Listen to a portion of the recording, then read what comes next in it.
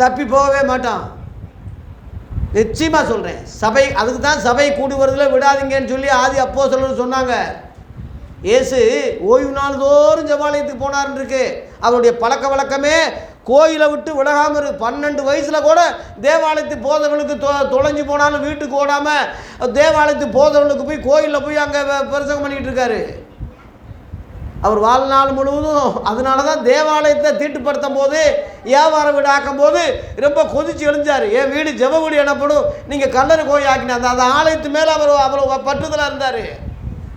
உண்மையிலே இது ஆலயம் அல்ல, சரீரம் தான் ஆலயம் தெரியும் அவருக்கு. இருந்தாலும் வெளிப்படையான ஆலயத்தின் மேலே ஒழுங்கும் கிரமமாக ஆலய ஓய்வு நாள் தோறும் ஆலயங்களுக்கு போகக்கூடியவராக இருந்தார். யாரும் அதில் அவர் குறை சொல்லலை. இந்த ஆலயத்துக்கே வரல, ஓய்வு நாளுக்கே வரல, இவன் போய் பெரிய தீர்க்கதரிசியான்னு எவனும் குறை சொல்லாத அளவில் வாரந்தோறும் ஓய்வு நாள் தோறும் போய்கிட்டு இருந்தார். அது மாதிரி நீங்கள் சபை கூடுதலை விடாதீங்க. பிசாசி வேணும்னே ஞாயிற்றுக்கிழமையில் விசேஷம் வைக்கிறான், கல்யாணம், காது குத்து, கிறித்தவம் வைக்கிறான். ஐயா அதான் வேதனை. உலகத்தான் வைக்கலாம் தெரியாமல், கிறித்தவம் வைக்கிறான். அதனால் நீங்கள் ஆராதனை முடிச்சுட்டு போங்க.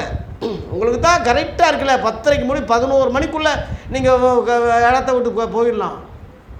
அதுக்கு பிறகு போய் சாப்பிட்றதுக்கு கரெக்டு தான், தலையை காட்டு. உங்களுக்கு எந்த தொந்தரவும் கிடையாது. ஆராதனையை விடாதீங்க. இந்த 2025 சொல்கிறேன், சபை கூடுதலே சிலர் விட்டு விடுறது போல் நீங்கள் விடாதீங்க, ஜாக்கிரதையாக இருங்க.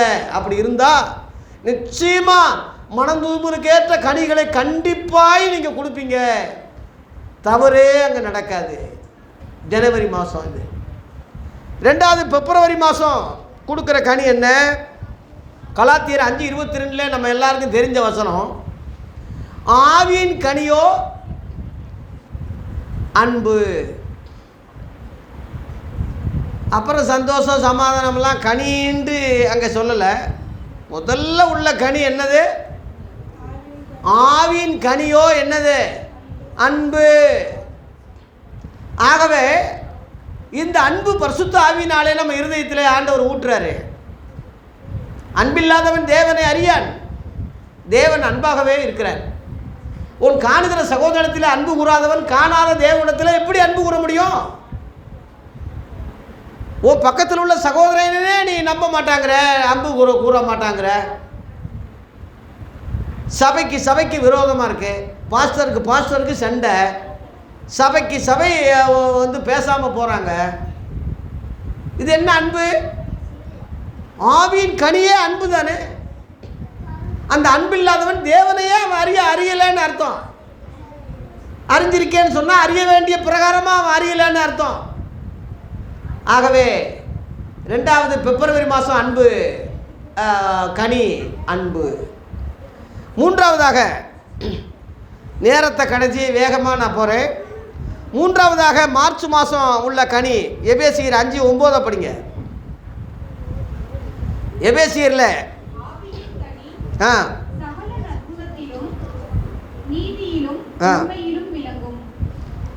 ஆவியின் கனி 1 மனம் திரும்பக்கூடிய கனி ஜனவரி, பிப்ரவரி மாதம் கனி அன்பு, மார்ச் மாதம் 3வது கனி என்னது? என்ன போட்டிருக்கு? சகல நற்குணத்தின் கனி. நல்ல குணத்தினுடைய நல்ல நற்குணம் சற்குணம் அப்படின்னு பேர் இருக்குது சிலருக்கு, குணவதின்னு பேர் இருக்குது சில பொம்பளைகளுக்கு. அதனால் பேரில் இருக்கக்கூடாது. உண்மையிலேயே சகோதரிகள் மனுஷன் எப்படி இருக்கணும்? குணசாலியை ஸ்திரியை கண்டுபிடிப்பவன் யார்? அவளுடைய விலை முத்துக்களை பார்க்கலாம் உயர்ந்ததுன்னு இருக்கு. புருஷன் சரியில்லாவிட்டாலும் மனைவி கரெக்டாக இருந்தால் குடும்பத்தை கரெக்டாக ஓட்டிட்டு போயிடலாம். புருஷன் எவ்வளோதான் அயோக்கியனாக இருந்தாலும் அடங்காதவராக இருந்தாலும் மனைவியினுடைய நடக்கையினாலேயே புருஷனை ஆதாயப்படுத்தி கொள்ளலாம்னு 1 பேதுரு 3ஆம் அதிகாரத்தில் பேதுரு சொல்லியிருக்கான். பொம்பளைகளுக்கு நடக்கையை வச்சே ஆதாயம் பண்ண முடியும்னே இருக்கு. அதனால் தேவ பிள்ளைகளே, உங்கள் புருஷனை நீங்கள் ரட்சிக்கப்பட குணசாலியான பெண்ணாக நல்ல குணத்தினுடைய பெண்ணாக, மூன்றாவது மார்ச் மாதத்தில் நீங்கள் கொடுக்கக்கூடிய கனியாக இருக்கணும். நாலாவதாக ஏப்ரல் மாதம் பிலிப்பியர் 1:10, பிலிப்பியர் 1:10 படிங்க. தேவனுக்கு மகிமையும்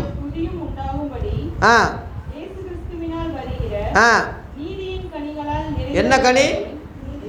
நீதியின் கனி. அப்பாவுக்கு ஒரு நீதி, அம்மாவுக்கு ஒரு நீதி, புருஷனுக்கு ஒரு நீதி, பிள்ளைக்கு ஒரு நீதி, அடுத்தவனுக்கு ஒரு நீதி அல்ல. உண்மையாக நீ தேவ பிள்ளையா இருப்பாயானால் நீ உண்மையிலேயே நீதி திராசு மாதிரி ஒரு நீதி இருக்கணும். சொந்த மகனையே தேர விட்டு ஏற்றி கொண்டானா ஒரு அரசன், இதே மதுரையில். யாரு? பாண்டியனா? அந்த அளவில் எல்லாம் சரித்திரம் இருக்கு. தேவ பிள்ளைகளே, சொந்தக்காரங்களுக்குன்னு ஒரு நீதி, மற்றவங்களுக்கு ஒரு நீதி இல்லை. அரசியல்வாதிகள்லாம் பாருங்க, கட்சிக்காரனாக இருந்தால் அவனுக்கு ஒரு நீதி, மற்றவனாக இருந்தால் அவன் நீதி. இவன் ஆட்சியில் நடந்தால் அவன் குறை சொல்கிறது, அவன் ஆட்சியில் நடந்தால் இவன் குறை சொல்கிறது. இவன் ஆட்சியில் நடக்கும்போது உன் ஆட்சியில் நடந்தது அவன் சொல்கிறான், இவன் ஆட்சியில் நடந்தால் இப்படி மாறி மாறி சொல்லிகிட்டு இருக்கானே தவிர குற்றங்களை தடுக்கிறதுக்கு தண்டனையை கடினப்படுத்தணும்னு எவனும் நினைக்கல. சட்டத்தை வலுவாக்கி இரும்பு கரை வச்சு அடக்கினாலே திருந்திருவானே. ஒருத்தன் மேலே 20 கேஸ் இருக்கான். ஒருத்தன் கையும் களவுமாக பிடிச்சிட்டா ரெக்கார்டு எடுத்து பார்த்தா அவன் மேலே போலீஸில் எத்தனை இருக்கான்? 20 வழக்கு இருக்குது. ஏன் அது வரைக்கும் ஏன்டா ஜாமீன் கொடுத்தீங்க, ஏன் விட்டீங்க? போலீஸு, கோர்ட்டு எல்லாமே தப்பு செய்கிறாங்க. அதெல்லாம் நீதியா? அதுக்கு பேர் அநீதி. நீதியின் கனி இல்லை, அநீதி. அநீதி நடந்துகிட்டு இருக்கு நாட்டில். அதனால தான் 1000 ஆண்டு அரசாட்சி, இயேசுவின் அரசாட்சியை நம்ம எதிர்பார்க்குறோம். இந்த உலகத்தில் எவன் வந்து எங்கே ஒன்றும் கலட்ட போகிறதில்ல.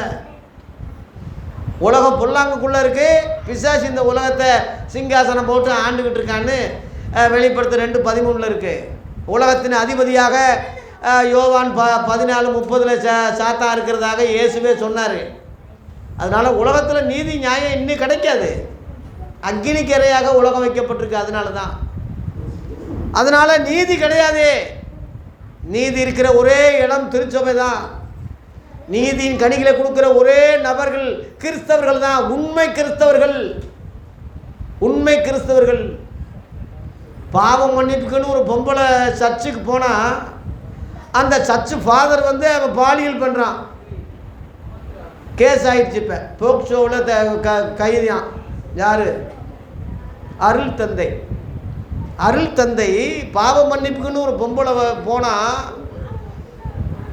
பிசாசு இருக்கு, உன்னை விரட்டணும், வீட்டுக்கு வான்னு சொல்லி வீட்டுக்கு வர வச்சு அங்கே பாலியல் பண்ணியிருக்கான். அதுக்கு போலீஸ் கேஸ் ஆகிடுச்சு. இப்போ எங்கேயுமே பாருங்கள் நீதி இல்லை. சர்ச்சுக்கு போனால் ஒரு பாவ மன்னிப்பு, ஒரு கிருபை கிடைக்குதுன்னு போனால் அங்கேயே அவன் பாலியல் பண்ணுறான். கோர்ட்டுக்கு போனால் கோர்ட்லேயே வெட்டுறான். ஆஸ்பத்திரிக்கு போனால் அங்கே ஒருத்தன் வெட்டுறான். எங்கே போகிறது? ஒரு மனுஷன் எங்கடா போகிறது? இயேசுவை தேடுங்க, இயேசுவை தேடுங்க. அவரை தேடுகிறவர்கள் யாரும் வெட்கப்பட்டு போனதில்லை. உண்மையுள்ள நீதி உள்ளவர்கள் இருக்கத்தான் செய்கிறாங்க. 90% கிறிஸ்தவன் சரியில்லை. அந்த 10% தசம்பாகம் மாதிரி நீதியின் கனிகளை கொடுக்குற தேவ பிள்ளைகள் இருக்கிறாங்க. நல்லோருக்கு பேய் மலை எல்லோருக்கும். அவங்க நிமித்தம் அந்த பூமி காக்கப்படுது. அவங்க நிமித்தம் அந்த பூமி ஆசீர்வதிக்கப்படுது. அது நிமித்தம் தேவ இன்னும் அழிக்காமல் இருக்கார் இந்த உலகத்தை. திருச்சபையிலேயே நீதி இல்லாட்டினா வேற எங்கே போய் நீதியை தேட முடியும்? நீதிமன்றத்தில் நீதி இருக்கா? நீதிமன்றத்தில் நீதி இல்லையே. அதனால தான் மேல்முறையீடுன்னு வச்சுருக்கான். அங்கேருந்து அப்புறம் சுப்ரீம் கோர்ட்டுக்கு போகிறான். என்ன இருக்குது நாட்டில்? இந்த இன்றைக்கி ஒரு அம்மா கண்ணீர் விட்டு அழுதுகிட்டு இருக்கு. என் புருஷன் செத்துட்டாரு, போலீஸ் அதிகாரி தற்கொலை பண்ணிட்டு செத்துட்டாரு. ஏன்னா மக 2020 தற்கொலை பண்ணிடுச்சு. அது காரணமானவனை கைது பண்ணி விட்டுட்டாங்க. கேஸ் நடந்துக்கிட்டு இருக்கு, மேல்முறையீடு பண்ணுறாரு, அதுலேயும் விடுதலை ஆகிடுறாங்க. அதில் ரொம்ப மன உளைச்சலாகி என் பிள்ளைக்கு நீதி கிடைக்கலையேன்னு சொல்லி அந்த பிள்ளையினுடைய சால்வையே தூக்கா போட்டு தொங்கிட்டார். நேற்று உள்ள செய்தி. அந்த அம்மா அழுகுது, ஐயோ என் பிள்ளையும் போச்சு, புருஷனும் போச்சு, நீதி கிடைக்கலையே, கோர்ட்டும் விடுதலை ஆக்கிட்டாங்க அவனை, காரணமானவனை, என்ன செய்ய? யாருக்கிட்ட நீதி இருக்கு? இந்த மாதிரி கண்ணீரெல்லாம் கர்த்தர் பார்க்காம இருப்பாரா? அநீதி நிறைந்த உலகமாக இருக்கு. அநீதி நிறைந்த நாக்கு வாயுமையே வெல்லும் சொல்கிறான். அநீதி நிறைந்த நாக்கு. நீதிபதிகள் முழுவதும் பொய்யர்களாக, வக்கீல்கள் முழுவதும் திருடர்களாக தான் இருக்காங்க. நீதி நேர்மை கிறிஸ்தவங்கிட்ட இல்லாட்டினா வேறு யார்கிட்ட இருக்க முடியும்? ஆதி அப்போஸ்தலர்கள்ட்ட பவுல் கேட்டது என்ன கனிகள்? என்ன கனிகள்? நீதியின் கனிகளை கொடுங்க. அது ஏப்ரல் மாதம். மே மாதம் கனி 5வதாக கொலோசீர் 1:10. கொலோசீர் 1:10 படிங்க, டக்கு டக்குன்னு எடுத்தவங்க. சகலவித நற்கிரியுமாகிய என்ன கனிகள்? சகலவிதமான நற்கிரிகளுடைய கனிகளாக கொடுங்க. நற்கிரிகள்லாம் நல்ல செயல்கள் உங்ககிட்ட இருக்கணும். புறஜாதியை உங்களை பார்க்கணும். தேவனை அறியாத மக்கள் கிறிஸ்தவன் பரவாயில்லப்பா, நல்ல கிரியை செய்கிறான், நல்ல காரியம் செய்கிறான், நல்ல சாப்பாடு ஏழை எளியவங்களுக்கு ஆகாரம் கொடுக்குறான், எத்தனையோ பேருக்கு உதவி செய்கிறான். அன்னை தெரசாவுடைய தொண்டை பார்த்தீங்கன்னா உலகம் அறியும். அந்த அம்மாவுடைய தொண்டு. மு.க. ஸ்டாலின் ஐயா நேற்று ஜியு போப்பை பற்றி ரொம்ப பெருமையாக சொன்னார். அவர் திருக்குறளை மொழிபெயர்த்து வெளியிட்ட பெருமை ஜியு போப்புக்கு தான் உண்டு. அவர் பேரால் ஒரு படகை அவர் படகுக்கு அவர் பேர் வைக்கிறேன்னு சொல்லி நேற்று அறிவிச்சிருக்கிறாரு. ஜியு போப்பு வெளிநாட்டில் பிறந்தாலும் நம்ம தமிழுக்காக ரொம்ப பாடுபட்டிருக்காங்க. இந்த பென்னி ஹூக்கு ஒருவர் முல்லை பெரியார் ஆனால் 5 மாவட்டங்களுக்கு தண்ணி போகுது. இன்றைக்கி தெய்வமாக வச்சு கும்பிடுறாங்க. ஜான் பென்னி ஹூக்கு பேர். வெளிநாட்டில் பிறந்தாலும் ஆனால் மக்களை நேசிக்கிறாங்க. எந்த மக்களாக இருந்தாலும் நேசிக்கிறாங்க, தொண்டுகள் செய்கிறாங்க. இன்னும் சொல்ல போனால் ரத்த சாட்சியாக சாகுறாங்க. ஒரிசாவில் ஜீப்போடு வச்சு கொண்டாங்க ஒரு மிஷனரியை, தொழுநோயாளி குஷ்டரோகிகளுக்கு இப்போ சேவை செஞ்சவரை. எப்படி பிள்ளைகளோட ஜீப்பில் வச்சு எரிச்சாங்க. இப்படியெல்லாம் கொடுமைகள். ஆனால் அந்த அம்மா என்ன சொல்லிச்சு? எங்கள் வீட்டுக்காரரு செத்தாலும் பரவாயில்ல, என் பிள்ளைகள் செத்தாலும் பரவாயில்ல, அவரை மன்னிச்சு விட்டுருங்க, தண்டனை கொடுக்காதீங்க. எல்லாரும் ஆச்சரியப்படுறாங்க. என்னடா இந்த அம்மா, புருஷன் பிள்ளைங்க இறந்தும் கூட தண்டனை வாங்கி கொடுக்காம மன்னிக்கிறாங்களே. அதான் மிஷனரி, அதான் நற்கிரிகள். நல்ல கிரிகளை ஐஸ்வர்யவான்களாக இருங்க நீங்கள். அதனால் உங்கள் கிரிகளை மனசுக்கு முன்பாக உங்கள் கிரிகளை நீங்கள் காட்டுங்கன்னு ஏன் சொன்னார்? உலகத்துக்கு நீங்கள் வெளிச்சமாக இருக்கீங்க, நல்ல கிரிகளை ஜனங்களுக்கு காட்டுங்கன்னு சொல்லி சொன்னார் இயேசு மலை பிரசங்கத்தில். அதனால் நற்கிரிகளை கொடுக்குற கனிகளாக நீங்கள் மே மாதத்தில் மாறணும். 6வதாக ஜூன் மாதம் கனி என்ன? எபிரேயர் 13:15. எபிரேயர் 13:15. ஆகையால்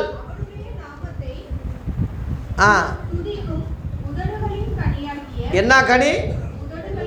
உதடுகளின் கனியாகிய ஸ்தோத்திர பலியை இயேசுவின் மூலமாக எப்போதும் பிதாவாகிய தேவனுக்கு செலுத்திக்கிட்டே இருங்க இருக்கு. என்ன கனி? உதடுகளின் கனியாகிய ஸ்தோத்திர பலி. ஸ்தோத்திரம் சொல்றது ஒரு கனி, ஆண்டவர் கொடுக்குற ஒரு கனி. சில ஆளுங்க வாயில எப்போதும் சீரட் இருக்கும், ஒரு சீரட்டு விட்டால் இன்னொரு சீரட்டு. சில ஆளுங்க வாயில எப்போதும் போயலையை ஒதுக்கிட்டு இருப்பான். எப்போதும் என் வாயில போயலை, மது, போதைப் பொருள், ஹெராயின் நிறைய இருக்குது. நம்ம ஐயா மு.க. ஸ்டாலின் ஐயா போதையின் பாதையில் செல்லாதீர்கள் மக்களே, செல்லாதீர்கள். தொடர்ந்து சாராய கடைகளை நாங்கள் தொடர்ந்து நடத்திக்கிட்டே இருப்போம், ஆனால் போதையின் பாதையை மட்டும் நீங்கள் செல்லாதீங்கன்னு சொல்லி, அதான் அரசியல்வாதிகன்னு சொல்கிறது. அரசியல்வாதிக அதான் ஐயா, நல்லது செஞ்சால் யாராக இருந்தாலும் பாராட்டுவோம். நீ வரும்போதே என்ன எல்லாமே விதவிகள் ஆகிட்டாங்க, சாராய கடையெல்லாம் மதுபானம்லாம் மூடணும்னு மக்கள் நம்பிட்டாங்க பாவம். கடைசியில் ஒரு கடை கூட மூடலை, இன்னும் திறந்துக்கிட்டு தான் இருக்கானே தவிர மூடுற மாதிரி இல்லை. ஆனால் சொல்கிறது என்ன, மது பாதைகள் யாரும் போகாதீர்கள் சாமியா மக்களே. எப்படி பிள்ளையும் கிள்ளி விட்டு தொட்டில் ஆட்டுற மாதிரி. இதான் ஐயா அரசியலே, இதான் அரசியல்னு சொல்கிறது. தேவ பிள்ளைகளே, நம்ம வாயில எப்போதும் ஊதுன்னு சொல்கிறாங்களே சில ஆள், எங்கள் ஊதுனா கண்டுபிடிச்சிருவாங்க. இப்போ அதுவோட இவன் கண்டுபிடிச்சிட்டான்.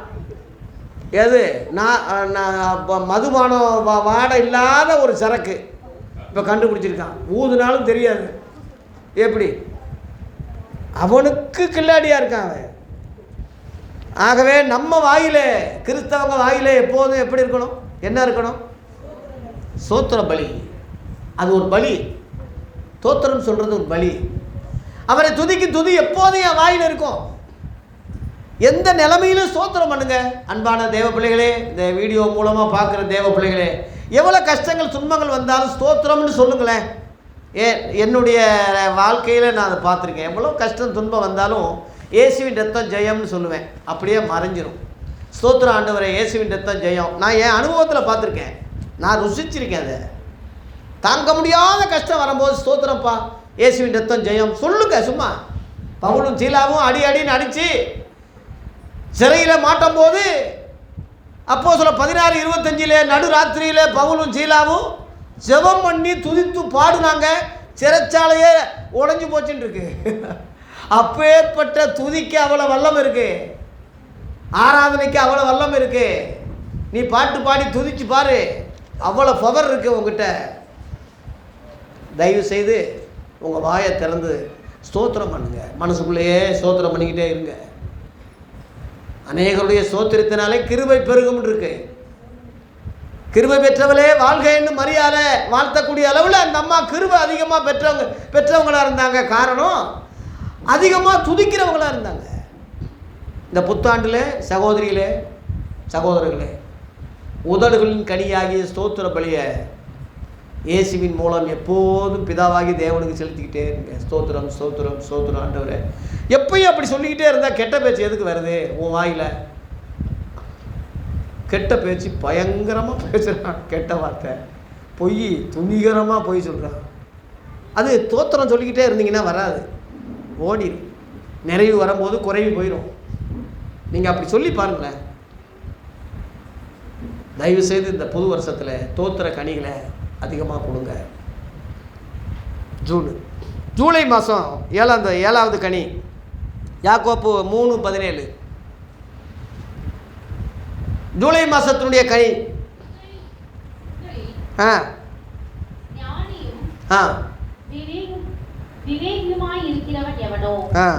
அவன் ஞானத்திற்குரிய சாந்தத்தோடே தன் கிரியைகளை நல்ல நடக்கையினாலே காண்பிக்க கடவன். கனின்னு வருதா? ஞானம் என்னும் கனி. யாக்கோப்பு 3:17 திரும்ப படிங்கம்மா.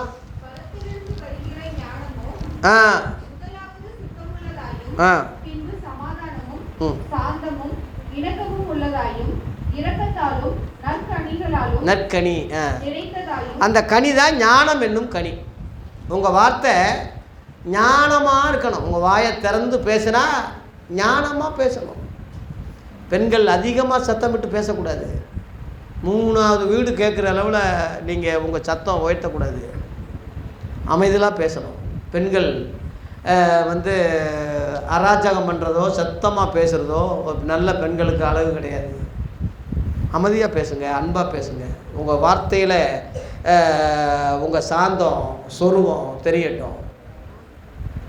ரொம்ப பஜாரியாக இருக்கக்கூடாது. அது பெண்பிள்ளைகளுக்கு அழகே கிடையாது. வட்டி கொடுக்குறது, சில பொம்பளைங்க வட்டி கொடுத்து வசூல் பண்ணுறது பொம்பளையாக இருக்கும். அப்படியெல்லாம் இருக்குது. காசு தான் அந்த அம்மாவுக்கு பராக்கிரமசாலியும் ஐஸ்வர்யத்தை காப்பாள் ஞானமுள்ள நல்ல ஸ்திரியோ மானத்தை காப்பாள் இருக்கு. ஒரு பெண்ணுக்கு உயிரை விட முக்கியமானது என்னது? மானம்தான். மானம் இல்லாட்டினா அது பொண்ணு இல்லை. சின்ன ஜட்டியை போட்டு நடிக்கிறா சினிமா திரையில். அந்த அம்மாவுக்கு சூப்பர் ஸ்டார் பட்டமா. பொம்பளைகளே சூப்பர் ஸ்டார் தான், கோடிக்கணக்கில் சம்பாதிக்குது. என்ன செய்ய? அவ்வளோ பணம் இருந்து என்ன செய்ய? மானத்தை இழக்கும் போதே அந்த பொண்ணு செத்து போச்சுன்னு அர்த்தம். தூத்துக்குடியில் ஒரு டூரிங் டாக்கிஸு எரிஞ்சிக்கிட்டு இருக்கு. எல்லா பொம்பளைகள்லாம் ஓடி வர்றாங்க, ஆம்பளைகள்லாம் ஓடி வர்றாங்க. ஒரு பொம்பளை மட்டும் துணியெல்லாம் கருகிருச்சு, பாவம், நிர்வாணமாக ஓடி வருது. ஜனங்கள்லாம் நிற்கிறாங்க, அம்மா அம்மா வாங்கம்மா வாங்கம்மா அவங்க சொல்லி பொம்பளைகள்லாம் காப்பாற்றுறோன்னு சொல்லி துணிமணியெல்லாம் எடுத்து வேட்டியெல்லாம் எடுத்து அந்த அம்மா ஐயோ இத்தனை பேர் பார்த்துட்டாங்களேன்னு சொல்லி திரும்ப தீயிலே போய் விழுந்து செத்துட்டாங்க. நடந்தது மானம். என் மானத்தை பார்த்துட்டாங்க. பொம்பளைங்கன்னா அந்த அளவில் உயிரினும் மேலாக மானத்தை நினைக்கிறா. அதனால் உங்கள் மானத்தை இழக்காதீங்க. உயிரை விட மேலானது மானம். ஒரு பெண்ணை இச்சையோடு பார்க்கிற எவனும் தன் இருதயத்தில் விபச்சாரம் செய்துட்டு ஆயிட்டுன்னு சொல்கிறது ஆணுக்கு மட்டும் இல்லை, பெண்ணுக்கும் சேர்ந்தது தான். சினிமாவை பார்த்து அநேக பொம்பளையை கெட்டு போகிறாங்க. சீரியலை பார்த்து சீரழிகிறாங்க. உங்களை மாற்றிக்கிங்க. 2025 நீங்கள் மாறணும். சொர்ணக்காவாக இருக்கக்கூடாது, குணசாலியாக இருங்க, குணசாலியாக இருங்க.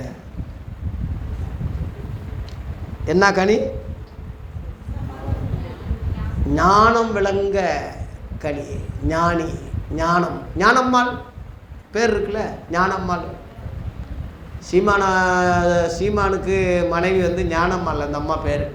கையல்வெளின்னு இவர் தான் மாற்றிருக்கார். ஞானம்மா அந்த அம்மா பேர். பேர் நல்லா இருக்கு. இவனை போய் கட்டியிருக்க, அது என்ன ஞானம் இருக்கு? 8வதாக ஆகஸ்ட் மாதத்தினுடைய 8வது கனி யாக்கோப்பு 3:18 படிங்க. அதுலயே நீதியாகிய கனியானது சமாதானத்தை நடப்பிக்கிறவர்களாலே சமாதானத்திலே விதைக்கப்படுகிறது. என்ன கனி? சமாதானம் பண்ணுகிற கனி. உன் சொந்தக்காரங்களுக்குள்ள உன் புருஷனுக்குள்ள சண்டை வந்தால் சமாதானம் பண்ணணும். ஒரு 2 பிள்ளைகளுக்குள்ள சண்டை வந்தால் சமாதானம் பண்ணணும். சண்டையை ரொம்ப பெருசாக்கக்கூடாது. ஒரு வீட்டில் ஒரு பிரச்சனை நடந்தால் புருஷன் வந்த உடனே ஏங்க இங்கே வாங்க, அவன் பாவம் எந்த நிலைமையில் கஷ்டப்பட்டு வர்றாரு, இந்த மாதிரி உங்கள் அம்மா சொல்லிட்டாங்க, உங்கள் அப்பா இப்படி சொல்லிட்டாரு. ஒருவேளை தப்பாக இருந்து அந்த டென்ஷன் ஆக்கக்கூடிய அளவில் உங்கள் புருஷனுக்கு இருந்தால் நீங்கள் யோசித்து சொல்கிற விதத்தில் சொல்லணும், அல்லது சொல்லாமையே போங்க. புருஷனுக்கு டென்ஷன் ஆகி சண்டை இழுக்கிற அளவில் வரக்கூடாது. என் மனைவியை அப்படியா சொன்னேன், அவள் வரும்போதே ரொம்ப கோபத்தில் வர்றான் பாவம், பசியில். ஏன்னா பொருள் ஏவல் இருக்குது. பெண்களே, சமாதானத்தின் கனிகளாக உங்கள் புருஷனுக்கு உங்கள் குடும்பத்துக்கு நீங்கள் சமாதானத்தை விதைக்கிற கனிகளாக நீங்கள் மாறணும். சமாதானம் பண்ணுகிறவர்கள் பாக்கியவான்கள், அவங்க தேவனுடைய புத்திரர் எனப்படுவாங்க இருக்கு. லேலுயா. அதனால் இயேசு சமாதானத்தை ஏற்படுத்தினார் சிலுவையில் ரத்தத்தினாலேன்னு போன தடவை நம்ம இப்போ வாய்ச்சோம். அதுபோல் சமாதானத்தை, சண்டையை இழுத்து விடாதீங்க, கோல் மூட்டாதீங்க. இங்கே உள்ளது அங்கே சொல்ல, அங்கே உள்ளது அங்கே சொல்ல, அங்கே உள்ளது இங்கே சொல்ல. உனக்கு என்னடா கிடைக்குது அப்படி சொல்கிறதுனால? சொல்ல வேண்டியதை சொல்லு. இந்த வார்த்தையை வந்து மனசுக்குள்ளே நல்லா வச்சுக்க. உன் அப்பாவை பற்றி இன்னும் உன் தகப்பனை பற்றி நீ குறை சொல்லலாமா? குற்றவாளியாகவே இருக்கட்டும், நிர்வாணமாக படுத்திருந்தவன் நிர்வாணமாக இருக்கான்னு வெளியே தூத்தவன் சபிக்கப்பட்டான் இருக்கு. நோவா பிள்ளைங்க மூடுனவன் ஆசீர்வதிக்கப்பட்டான் இருக்கு. உங்கள் அப்பா குற்றவாளியாகவே இருக்கட்டும், உன் அப்பா குறை சொல்லி தெரிஞ்சால் உன்னைய நீயே மல்லாக்கா படுத்துக்கிட்டு எச்சி துப்புனா உன் மூஞ்சில் தானே விழுகும். உன் அப்பாவை பற்றி நீயே சொல்லலாமா? உன் புருஷனை பற்றி நீயே சொல்லலாமா? உன் மனைவி பற்றி நீயே சொல்லலாமா? உன் பிள்ளைய பற்றி நீயே சொல்லலாமா? என் பையனை பற்றி சொன்னால் அது எனக்கே கேவலம்ல. இந்த பாரு பிள்ளைய எப்படி வளர்த்துருக்கான் பாரு.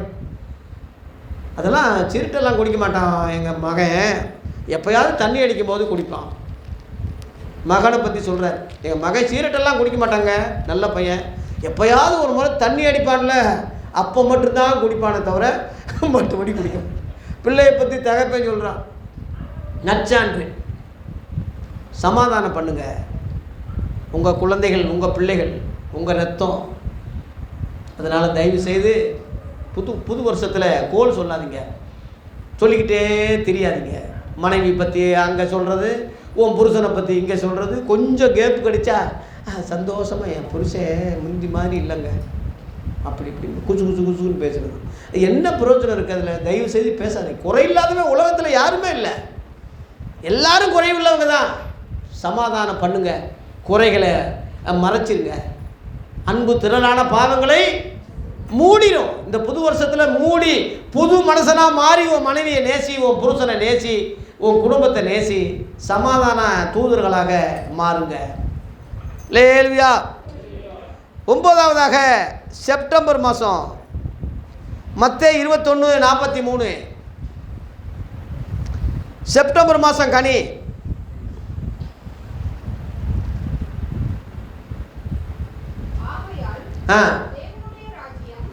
தேவனுடைய ராஜ்யம் உங்களிடத்திலிருந்து நீக்கப்பட்டு அவருக்கென்று கனிகளை தருகிற ஜனங்களுக்கு கொடுக்கப்படும். இது தேவராஜ்யத்துக்கு தருகிற கனி, தேவராஜ்யத்தை தருகிற கனி.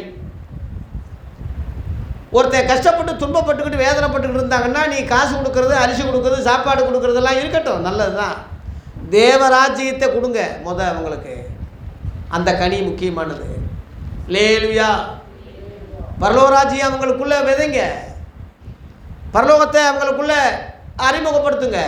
இயேசு சொன்ன பிரசங்கமே அதானே, மனம் திரும்புங்க பரலோகராஜ்யம். முதல்ல பரலோக கனிகளை தான் இயேசு கொடுத்தாரு. உங்கள் நண்பர்களுக்கு அந்த பரலோகத்தை பற்றி சொல்லுங்கள், பரலோகத்தை பற்றி சொல்லுங்கள். பரலோக கனிகள் இல்லைன்னா இன்றைக்கி மக்கள் எல்லாம் இன்றைக்கி கோயில் அலையிறாங்க. இந்த மார்கழி மாதத்தில் எத்தனை வைபவம், எத்தனை விசேஷம், எத்தனை திருவிழா, எத்தனை காரியம். இதெல்லாம் கடவுள் மேலே உள்ள பற்றுதல் தானே. கடவுள் எப்படி இருப்பாரோ அப்படி இருப்பாரா, இப்படி இருப்பாரா, அங்கே இருப்பாரா, இங்கே இருப்பாரா. பாவம் தெரியல, அறியாமல் ஆராதிக்கிறாங்க, கடவுளை தேடுறாங்க. அவங்களுக்கு தேவராஜ்யத்தை சொல்லுங்கள். பரலோக ராஜ்யம் உங்களுக்குள்ளே இருக்க. இயேசு கிறிஸ்து தான் அந்த பரலோகத்துக்கு வாசல். என்னை எல்லாமல் ஒருவரும் பிதாவிடத்தில் வரான்னு அவர் தான் சொன்னார். சிலுவையில் சின்ன இரத்தத்தினாலே சமாதானத்தை ஏற்படுத்தி பரலோகத்தையும் பூலோகத்தையும் இணைச்சது அவர் தான் வாசல். நானே வாசல்னு சொல்கிறாரு. அந்த தேவராஜ்யத்துக்குரிய வாசலை நீங்கள் கொடுங்க, மக்களுக்கு கனிகளாக கொடுங்க. லேலுயா. ஒரு கூட்டத்திலிருந்து விலக்கி இன்னொரு கூட்டத்துக்கு தர்றாரு. சொல்கிறாரு, அந்த கூட்டம் தான் யூத கூட்டம். யூதர்கள் தேவராஜ்யத்தை கொடுக்கக்கூடிய மக்களாக கடவுள் நியமித்தார். யூதர்கள் கொடுக்கல. இயேசுவையே தெருவில் அறிஞ்சு கொண்டுட்டாங்க மத வெறியில். அதனால் அங்கேருந்து நீக்கி கிறிஸ்தவங்ககிட்ட கொடுத்துட்டார். இப்போ கிறிஸ்தவங்களுக்குள்ளே தான் தேவராஜ்யம், அங்கேன்று இங்கேன்று இல்லாமல் தேவராஜ்யம் உங்களுக்குள்ளே இருக்கேன்னு சொன்னார். லேலுயா. உம்முடைய ராஜ்யம் வருவதாக என்று பரமண்டல ஜபத்தில் சொல்லி கொடுக்குறது நம்ம இருதயத்தில் தான். அந்த இருதயத்தின் நிறைவு தானே வாய் பேசும். அந்த வாயின் கனிகள் தேவராஜ்யத்தை பற்றி தான் இருக்கணுமே தவிர அழிந்து போகிற பூலோகத்தை பற்றி, பூலோக காரியங்களை குறித்து இனி பேசாதீங்க. உங்கள் வாயை திறந்தா பரலோக கனிகளையே பேசுங்க. அதை மக்களுக்கு கொடுங்க. தேவன் உங்களுக்கு அதை, அந்த பாக்கியத்தை கிறிஸ்தவங்களுக்கு கொடுத்துருக்கிறார், வேறு எல்லாருக்கும் கிடையாது. லேலுயா. 10வதாக அக்டோபர் மாதம் கனி. மத்தேயு 7ஆம் அதிகாரத்தில் 17ஆம் வசனத்தில் நல்ல கனின்னு இருக்கு.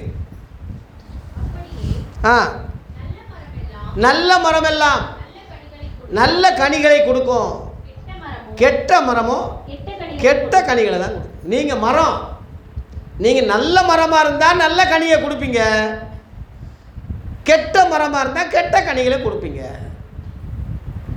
வேப்ப மரம் கசப்பான கனி தானே கொடுக்கும். அந்த வேப்ப கசப்பாக இருக்கும். புளிய மரம் புளிச்சா இருக்கும். அந்த பழம், அந்த கனி புளிச்ச. ஆரஞ்சு மரம், ஆப்பிள் மரம், எந்தெந்த மரம் இருக்கோ அந்தந்த கனிகளை கொடுக்கும். நீ கர்த்தருக்கு நல்ல மரமாக இருந்தால் நல்ல கனிகளை கொடு, கசப்பான கனிகளை கொடுக்காதீங்க. இந்த 2025 ஆண்டவருக்கு நல்ல கனிகளாக கொடுக்கறதுக்கு நீங்கள் எப்படி மாறுங்க? நல்ல மரமாக மாறுங்க. கர்த்தர் உங்களை அப்படித்தான் நாட்டியிருக்கார், நல்ல மரமாக தான் நாட்டியிருக்கார். அல்லேலூயா. 11ஆவதாக யோவான் 15:5 நவம்பர் மாதம் கனி. யோவான் 15:5 இயேசு மார்த்தாளிடத்திலும் அவளுடைய சகோதரனிடத்திலும் இல்லைம்மா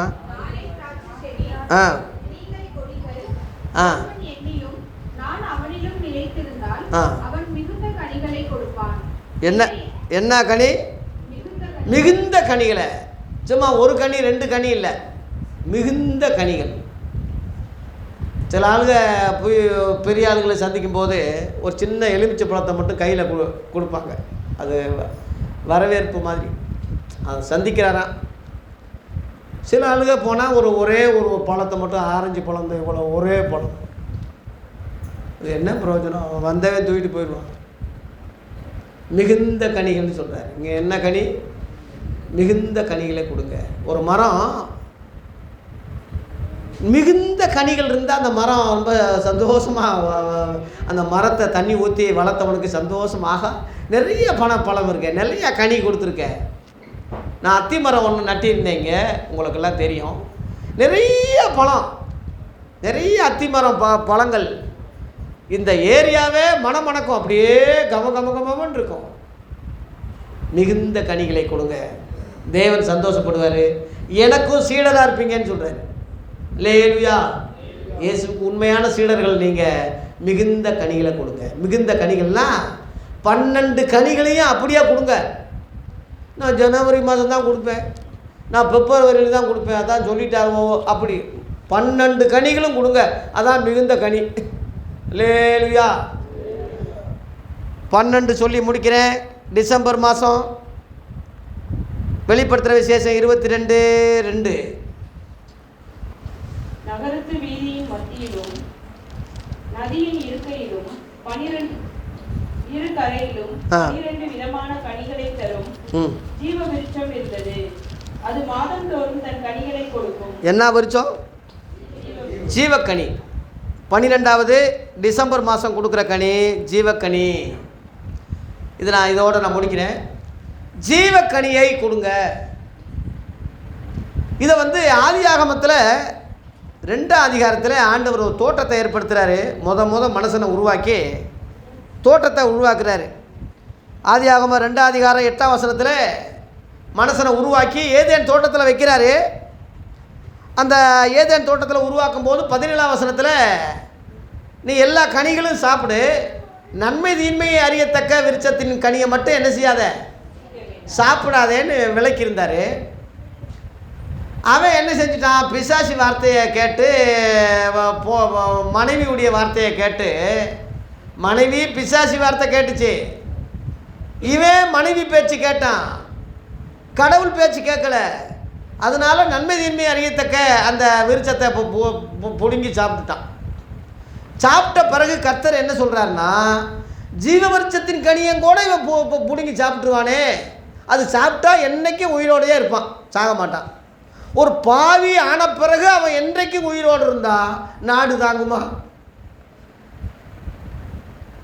பாவி 100 வருஷம் வாழ்ந்தாலும் பாவி தானே. 930 வருஷம் ஆதாம் உயிரோடு இருந்தான்னு ஆதியாகமம் 5:5 இருக்குது. அதனால் இவன் ஜீவவிருட்சத்தின் கனியையும் சாப்பிட்டு உயிரோட எப்போயுமே இருந்துட்டான்னா அது ஆகாதுடான்னு சொல்லி தோட்டத்தை விட்டு துரத்திட்டாருன்னே இருக்கு.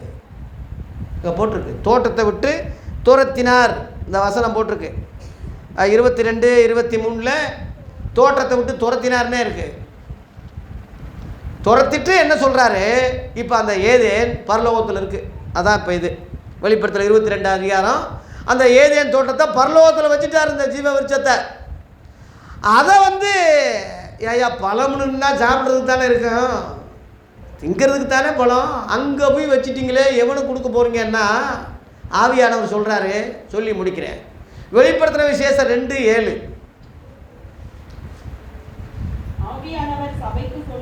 ஆவியானவர் சபைக்கு, அதாவது கிறிஸ்தவ சபைக்கு ஆவியானவர் என்ன சொல்றாரு? காது இருந்தா நீ கேளு.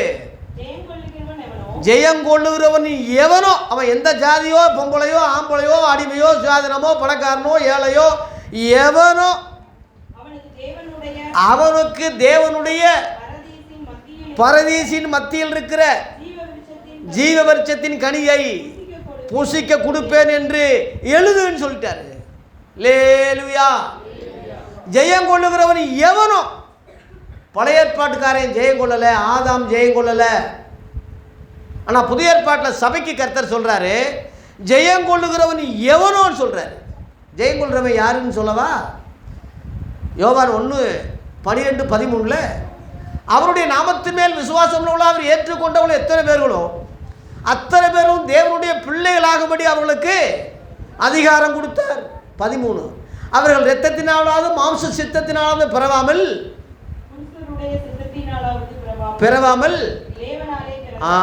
பாயிண்ட் தேவனாலே பிறந்தவர்கள். லேலுயா. 1 யோவான் 5:4 தேவனால் பிறப்பது எல்லாம் உலகத்தை ஜெயிக்கும். நம்முடைய விசுவாசமே உலகத்தை ஜெயிக்கிற ஜெயம். அந்த விசுவாசம் என்ன விசுவாசம் தெரியுமா? அதுலேயே 5ஆம் வசனம் பார்த்தீங்கன்னா, இயேசு கிறிஸ்துவை தேவனுடைய குமாரன் என்று விசுவாசிக்கிறவனே அன்றி உலகத்தை ஜெயித்தவன் எவனும் கிடையாது. அது பழைய ஏற்பாட்டுக்கு பொருந்தாது, யூதர்களுக்கு பொருந்தாது, இஸ்ரேல் ஜனங்களுக்கு பொருந்தாது. இயேசு கிறிஸ்துவ தேவகுமாரன் விசுவாசிக்கிறவன் அன்றி உலகத்தை எவனும் ஜெயிக்க மாட்டான். அப்படி ஜெயிச்சவன் தேவனால் பிறக்கிறவனாக இருக்கிறான். தேவனால் பிறப்பது எல்லா உலகத்தை ஜெயிக்கும். அந்த ஜெயம் கொள்றவனுக்கு இந்த ஜீவ கனியை இலவசமாக தருவேன்னு சொல்கிறேன். லேலுயா. அதனால் அவர் நம்மை மரமாக நட்டி நமக்கு கனிகளை தர்றாரு. நாம் அந்த கனிகளை பெற்று அவருக்கே கொடுப்போம். லேலுயா. நீங்கள் என்னிலும் என் வார்த்தை உங்களிலும் நிலைத்திருந்தால் நீங்கள் மிகுந்த கனிகளை கொடுப்பீர்கள் சொல்றார். லேலுயா. அதனால நாம மரமாக அவர் நமக்கு கொடுத்த கனிகளை எல்லாம் 12 மாதத்தில் அவருக்கு திருப்பி கொடுக்குற கனிகளாக மரமங்களாக மாறுவோம். ஆண்டவர் நம்மை நல்லா கொத்தி எரு போடட்டும், வேலி அடைக்கட்டும். அந்த வேலி தான் சபை. அங்கே ஒரு மேற்பனை கடவுள் வச்சிருக்காரு, பரிந்து பேச ஆள் வச்சிருக்காரு. இந்த 2025 இந்த 12 விதமான கனிகளை 12 மாதம் கொடுத்து கர்த்தரை மகிமைப்படுத்துவோம். வெறுங்கையோட ஆண்டவரை கிட்டி சேராமல் இயேசு மணவாளனாய் வரப்போகிறார். மணவாட்டி வெறுங்கையோடு போகாமல் இந்த கனிகளோடு கூட மணவாளனை மத்தியவானத்திலே சந்திக்க ஆண்டவர் நமக்கு கிருபை செய்வாராக.